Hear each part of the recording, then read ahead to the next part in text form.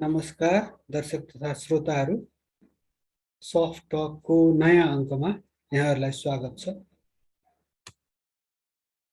आजको अङ्कमा म विशेषतः भारतको दक्षिण एसियाका छिमेकी र चीनसँगको समस्याग्रस्त सम्बन्धमा केन्द्रित भएर आफ्नो प्रस्तुति दिनेछु। के भारत दक्षिण एसियाली छिमेकीहरूबाट असुरक्षित अनुभव गरिरहेको छ? यसै प्रश्नबाट मेरो प्रस्तुति आरम्भ गर्छु।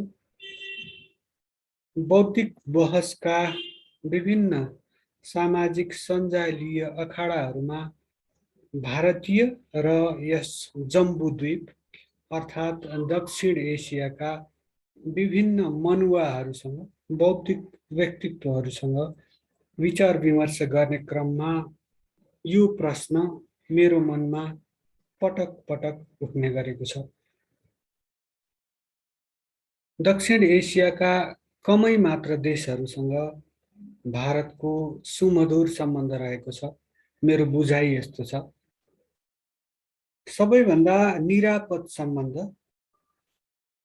सुमधुर सम्बन्ध भएको जस्तो देखिएको चाहिँ छिमेकी देश, सानो छिमेकी देश भुटानसँग मात्र हो।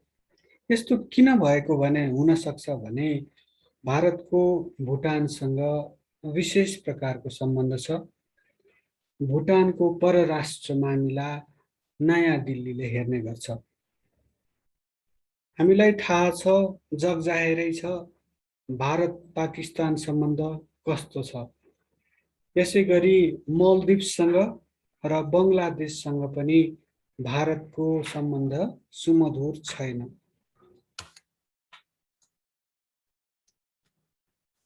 विजय सपन्नी लेख्छन्, मैले यो लिङ्क यसै प्रस्तुतिसँग अट्याच गरेको छु। केही वर्षदेखि श्रीलङ्का आर्थिक सहयोग प्राप्तिका लागि चीनतिर ढल्किएको छ।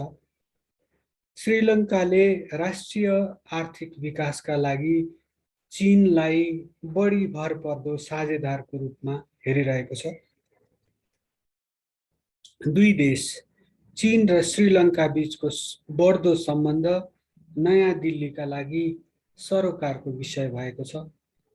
नयाँ दिल्लीले द्वीप राष्ट्र, आइल्यान्ड नेसन श्रीलङ्काको बेइजिङसँगको सन्निकटतालाई भारतको प्रभावको बेवास्ता गरिएको अर्थमा हेर्ने गरेको छ।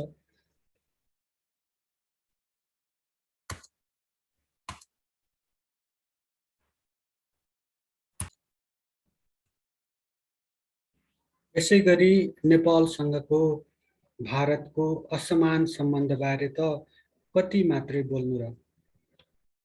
सन् 1950 को शान्ति तथा मैत्री सन्धि, कोशी सम्झौता, गण्डक सम्झौता, महाकाली सन्धि, लिपुलेख, कालापानी, लिम्पियाधुरामा भारतीय अतिक्रमण, यसै गरी सुस्तामा अतिक्रमण र सीमाञ्चलका अन्यान्य नेपाली भूभागहरूमा भारतीय अतिक्रमण, खुला सीमाका कारण भारतबाट मात्र नभई म्यानमार लगायतका बृहत छिमेकीबाट विस्थापित जनसङ्ख्याको भारतीय भूमि हुँदै नेपाल प्रवेश र नेपालको सूक्ष्म व्यवस्थापन गर्ने भारतीय रहरका कारण आम नागरिकमा, नेपाली नागरिकमा भारतको नियतप्रति गहिरो शङ्का विद्यमान छ।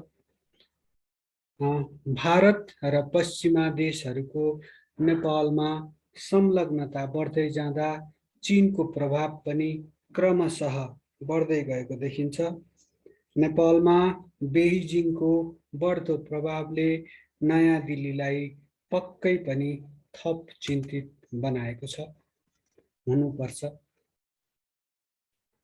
लाग्न सक्छ श्रोताहरूलाई, दर्शकहरूलाई, विश्वको सबैभन्दा ठुलो लोकतन्त्र, विश्व शक्ति बन्ने पथमा अग्रसर विश्वव्यापी मारक क्षमता ग्लोबल फायर पावर इन्डेक्स 0.1214 0.1214 सहित चौथो टप मोस्ट मारक क्षमता भएको देश ग्लोबल फायर पावर इन्डेक्समा चौथो स्थानमा रहेको देश, त्यसै गरी संसारकै चौथो ठुलो सैन्य शक्ति अनि क्रय शक्तिको आधारमा पर्चेजिङ पावर प्यारिटी भन्छ नि, त्यो पर्चेजिङ पावर प्यारिटी अर्थात् क्रय शक्तिको आधारमा संसारको तेस्रो ठुलो अर्थतन्त्र अनि यस एउटा दक्षिण एसिया मा रहेको एउटा उपमहाद्वीपकै आकारको भारत, एउटा ठुलो देश भारत, लगभग एउटा सब कन्टिनेन्ट जस्तै सानोतिनो सब कन्टिनेन्ट जस्तै लाग्ने एउटा देश किन यस्ता ससाना अशान्त कमजोर छिमेकीहरूबाट असुरक्षित अनुभव गर्छ होला र भन्ने प्रश्न उठ्न सक्छ।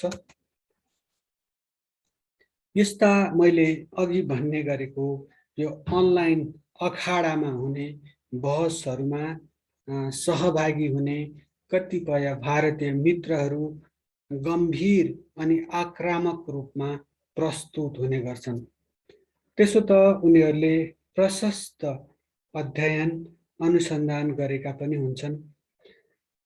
उनीहरूलाई लाग्छ होला हरेक बहस चीनसँगको सन् 1962 को युद्ध जस्तो, यसै गरी हामीलाई पनि हरेक बहस उनीहरूसँगको हरेक बहस सन् 1816 को नेपाल अंग्रेज युद्ध जस्तो लाग्छ।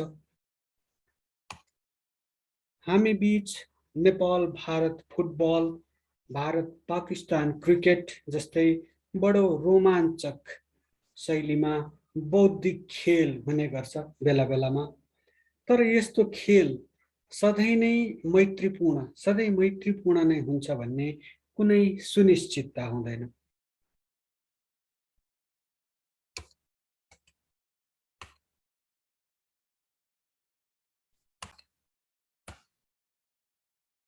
भारतीय मित्रहरूको बौद्धिकता र देशभक्तिलाई मान्नै पर्छ। उनीहरू आफ्ना तर्कहरूलाई तथ्याङ्क प्रस्तुत गरी पुष्टि गर्न खोज्छन्। ती तथ्याङ्कहरूको विश्वसनीयतामा शङ्का गर्ने जति नै ठाउँ भए पनि उनीहरूका केही खराबीहरू पनि छन्, हाम्रा पनि होलान्। विश्वको सबैभन्दा ठुलो लोकतन्त्र हौं भन्दै लोकतन्त्रको ठेक्का नै आफूले लिएको जस्तो गर्छन्। हामीलाई कसैले पनि लोकतन्त्र र मानवाधिकार बारे प्रवचन दिनु पर्दैन भन्ने दलिल उनीहरूको हुन्छ। हामी भने नेपालसँग भारतले गरेका विभिन्न असमान सन्धि सम्झौताहरूको उदाहरण दिन्छौं अनि भन्छौं उनीहरूले विश्व मञ्चहरूमा प्रदर्शन गर्ने गरेको प्रजातान्त्रिक छवि यथार्थभन्दा अलि धेरै नै पर छ। यस्ता मञ्चहरूमा हामी अलि बढी नै भावनामा बग्छौं जस्तो लाग्छ। तर फेरि भावना बिनाको कोरा बौद्धिकता स्वदेश विरुद्ध प्रयोग हुने प्रबल सम्भावना पनि उत्तिकै रहन्छ। बौद्धिक मञ्चहरूमा तथ्याङ्क बिनाका दलिलहरू निष्प्रभावी नै त नहोलान्, तर कमजोर भने अवश्य हुन्छन्। यस्ता बौद्धिक बहसहरूमा डेटा माइनिङ अर्थात् तथ्याङ्कहरूको उत्खनन गरी खोज गरी निष्प्रिय बहस डिस्प्यासनेट डिस्कसन्स भन्छ नि जसलाई, त्यो निष्प्रिय बहस गर्न खुब मन लाग्छ। तर गर्ने के? हाम्रो संस्थागत क्षमता, संस्थागत स्मृति, इन्स्टिट्युसनल मेमोरी असाध्यै कमजोर छ। अनलाइन वा अफलाइन नै किन नहोस्, देशका लागि अत्यावश्यक अति महत्त्वपूर्ण तथ्याङ्कहरू चुस्त दुरुस्त गरी राख्ने गरेको बिरलै पाइन्छ। देश र देशवासीसँग सम्बन्धित तथ्याङ्क भनेको अमूल्य राष्ट्रिय सम्पत्ति हो भन्ने ज्ञान हाम्रा नीति निर्माताहरूमा, नेताज्यूहरूमा र तथ्याङ्क शास्त्रीहरूमा कहिले पलाउला त?